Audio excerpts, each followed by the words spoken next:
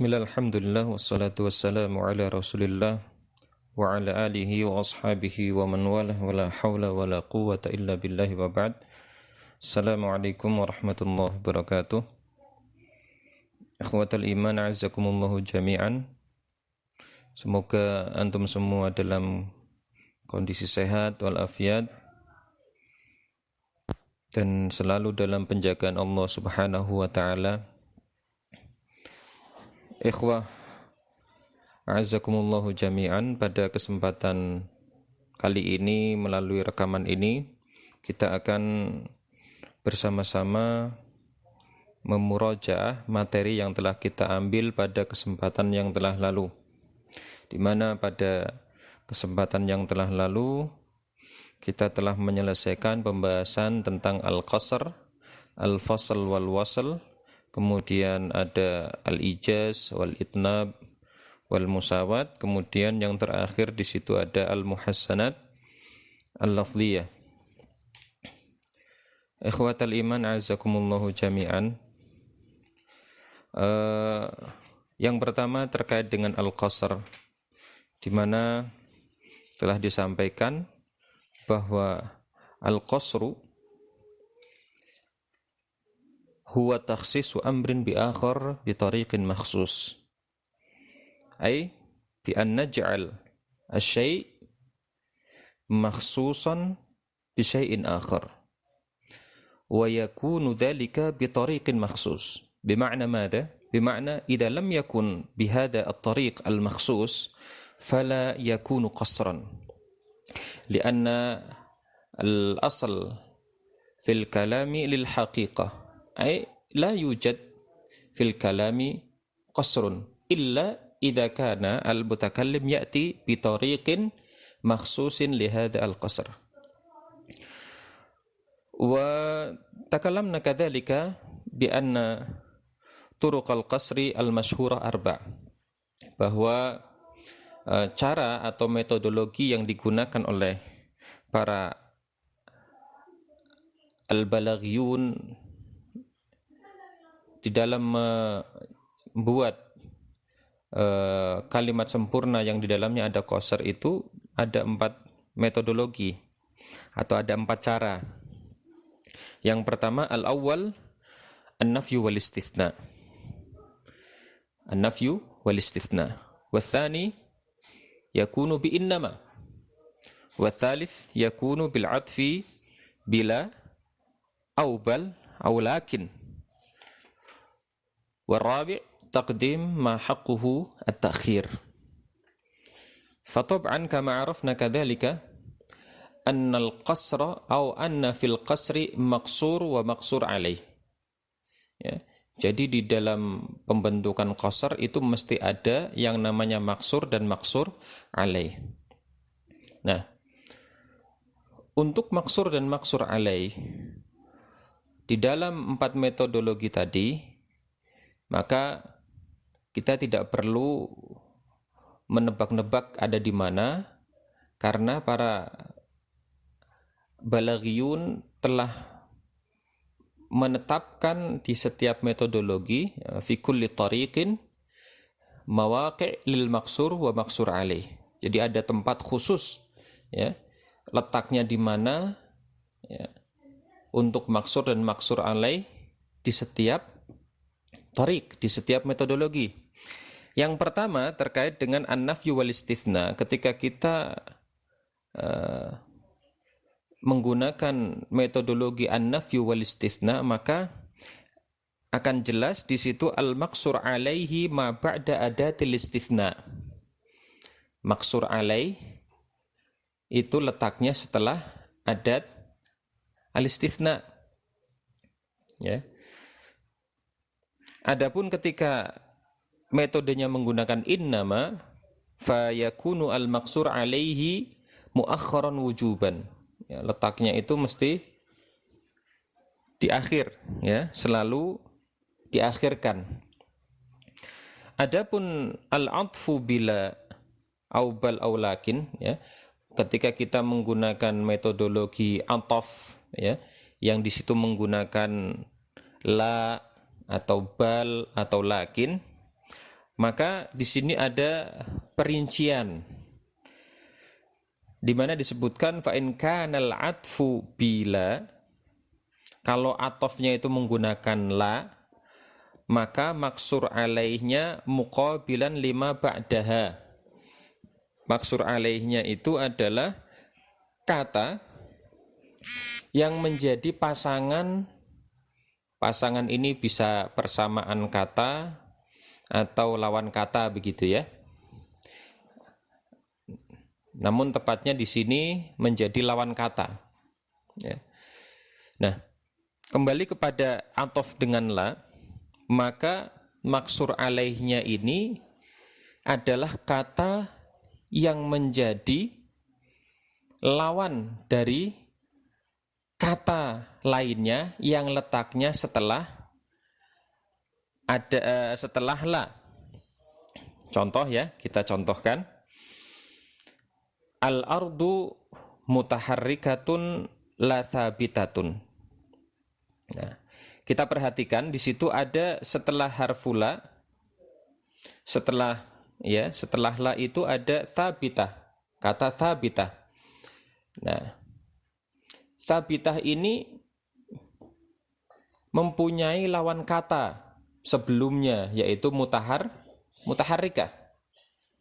Nah, manakah yang menjadi maksur alaih sesuai dengan kaidah yang disebutkan fa in kanal atfu bila kanal maksur alaihi muqabilan lima ba'daha, maka maksur alaihnya adalah mutaharrikah. Kenapa mutaharrikah? Karena mutaharrikah inilah yang menjadi lawan dari kata yang letaknya setelah la. Kemudian kalaupun atofnya itu menggunakan bal atau lakin, maka maksur alaihnya itu ma ba'dahuma, yang letaknya itu setelah bal atau lakin. Ya. Setelah bal atau lakin.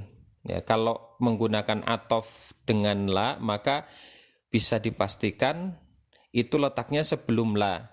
Tapi kalau bal dan lakin, maka letak maksur alaihnya itu setelah bal atau lakin. Contohnya, mal ardu thabitatun bal mutaharrikah. Mal ardu thabitatun lakin mutaharrikah. Berarti kita pastikan bahwasanya maksur alaihnya adalah mutaharrikah, ya, yang letaknya setelah bal atau lakin. Tayyib. Adapun untuk takdim mahaqquhu at-ta'khir, ya, sesuatu atau kata atau ya suku kalimat yang harusnya letaknya itu di belakang kemudian diletakkan di depan, maka al-maksur alaihi huwal muqaddam. Maksur alaihnya adalah kata atau potongan kalimat yang dikedepankan atau yang diletakkan di depan. Contohnya, ala rijalil amilina nuthni. Ya, ala rijali al-amilina nuthni. Maka bisa kita katakan di sini bahwa asal dari kalimat sempurna ini adalah nuthni ala rijalil amilin. Nah, kemudian ala rijalil amilin kita kedepankan. Nah, ini salah satu cara qasar. Nah, di manakah maksur alaihnya? Maksur alaihnya adalah yang diletakkan di depan. Artinya yang asalnya di belakang kemudian diletakkan di depan. Mana itu? Berarti ala rijali al-amilin. Nah, baik. Selanjutnya ikhwas sekalian, al-maksur wal maksur alaih tadi dinamakan dengan tarafani lil qasri, ya, tarafani lil qasri. Nah, berdasarkan tarafani lil qasri ini, maka qasr itu terbagi menjadi dua. Yang pertama dinamakan qasru sifatin ala mausuf, yang kedua qasru mausuf ala sifah.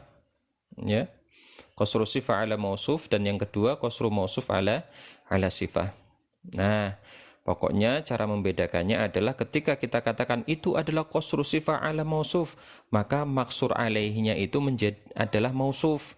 Sedangkan qasru mausuf ala sifah ketika maksur alaihnya adalah sifah, ya. Sifah mausuf bukan berarti na'at man'ut, ya. Tapi sudah pernah dijelaskan yang namanya sifah adalah yang menerangkan dan mausuf adalah yang diterangkan. Adapun pembahasan berikutnya terkait dengan al-qasar adalah kalau tadi pembagian qasar menurut tarafani lahu, maka di sini juga ada pembagian qasar min haitsu al-haqiqati wal waqi'. Ya, min haitsu al-haqiqah wal waqi'. Ketika qasarnya itu sesuai dengan kondisi real di lapangan, artinya memang betul-betul seperti itu, maka itu namanya qasrun hakikiyun. Qasrun hakikiyun. Seperti innamar razaqu Allah. Innamar razaq Allah, ya. Di mana kata razaq dikosarkan atau ya ditaksiskan untuk dzatillah.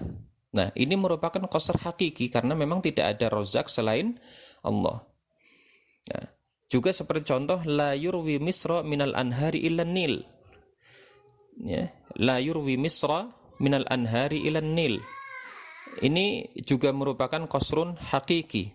Kenapa? Karena memang tidak ada pengairan di Mesir kecuali berasal dari sungai Nil, ya.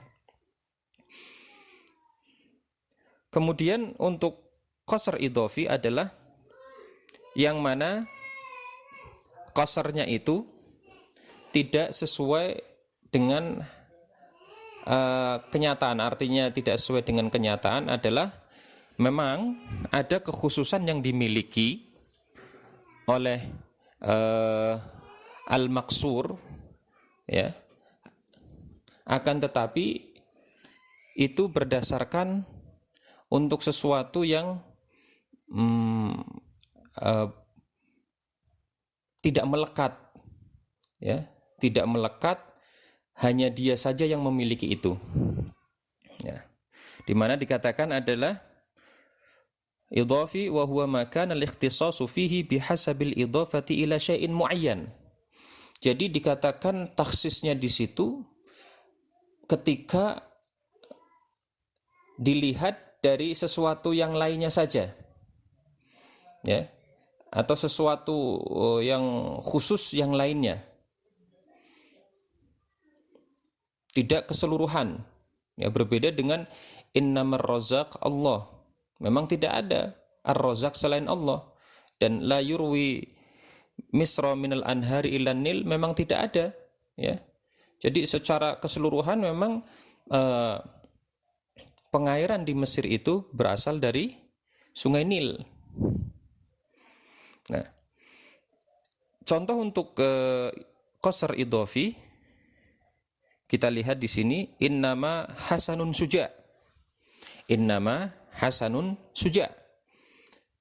Bahwasanya Hasan adalah seorang pemberani. Nah, ini adalah qasar idhofi. Kenapa?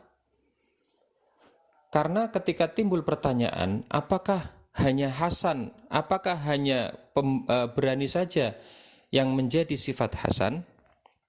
Ternyata tidak. Hasan masih mempunyai sifat yang lainnya. Tapi untuk sisi keberanian, maka dia dikatakan suja. Ya, dia dikatakan sebagai suja, sebagai pemberani, bukan penakut. Ya. Begitu. Nah, kemudian juga ada contoh yang lainnya, la jawada illa Ali. La jawada illa Ali. Apakah jawad itu hanya si Ali atau ada yang lainnya? Oh, ternyata memang yang mempunyai sifat jawad itu tidak hanya Ali. Kenapa dikatakan la jawada illa Ali? Mungkin dimaksudkan di sini adalah ketika berbicara di sekelompok tertentu, ya. Tapi untuk lebih luasnya maka tetap di situ ada jawad-jawad yang lainnya selain Ali. Baik, ini pembahasan kita terkait dengan al-qasr. Selanjutnya kita akan melanjutkan pembahasan terkait al-faslu wal waslu. Ya, al-faslu wal waslu. Al-faslu wal waslu ini pada hakikatnya ketika kita berbicara tentang apa yang terjadi di antara dua kalimat yang di situ ada kata sambung al-waw. Ya. Ketika di antara dua kalimat itu memungkinkan atau bahkan wajib untuk diletakkan di antara keduanya itu al-waw, maka ini yang dinamakan al-wasl. Al-wasl. Ya. Adapun al-fasl adalah sebaliknya ketika tidak ada al-waw.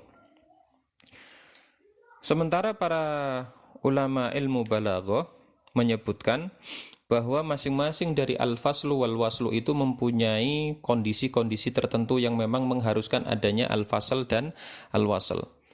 Al-awwal mawadhi' lil fasli, ya, artinya ketika ada dua kalimat sempurna, ya, kemudian tidak ada atau tidak diletakkan di antara keduanya kata sambung al-waw, maka kondisi-kondisinya adalah sebagai berikut. Ya, harus tidak boleh ada al-waw, kondisinya adalah sebagai berikut. Ya, di mana disebutkan yajibu al-faslu bainal jumlataini fi thalathati mawadhi'. Dalam 3 kondisi.